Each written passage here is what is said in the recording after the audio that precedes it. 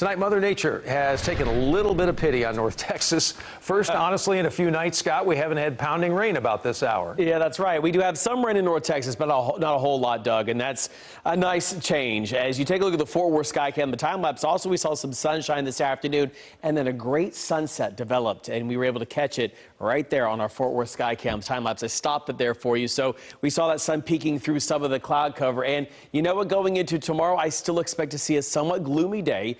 We have more rain back into the forecast. Looking at what's happening right now, we have the majority of the moderate to, at times, heavy rain pretty much from the southeast sides of Kaufman County through parts of Hunt County, Van Zandt County down through Henderson and Anderson, still holding on.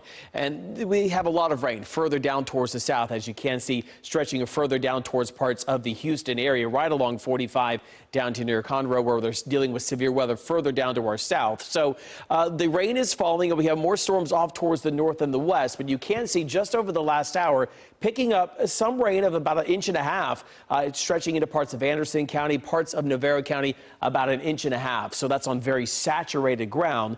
So any storms that we see move through North Texas tomorrow going to fall on that same saturated ground, and flooding can happen pretty quick. Talked about that line of storms out to the west, so keeping my eyes on that, and it's going to try to make a run for North Texas, but as it moves into this cool air mass, this stable air mass, it's going to have a hard time holding together. But that doesn't mean that we're going to be completely dry through your Wednesday. I do expect to see, as the upper level of that's out to the west gets a little bit closer, our rain chances to go up.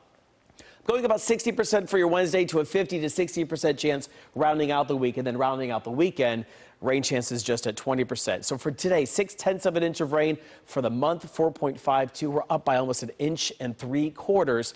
We're going to be adding on to that going into tomorrow. So 2020 rain at DFW, we're now at 4.52, so we're up by 1.72. So the past couple of months, we've been more than 4 inches, and May typically is our wettest month. So not out of the ordinary, but we just want some breaks in between these rounds of rain. So the flash flood watch continues until 7 tomorrow evening. A lot of North Texas for the potential of another 1.5 inches to near 2 to maybe even 3.5 inches of rain in some spots, mainly east of the 35 corridor.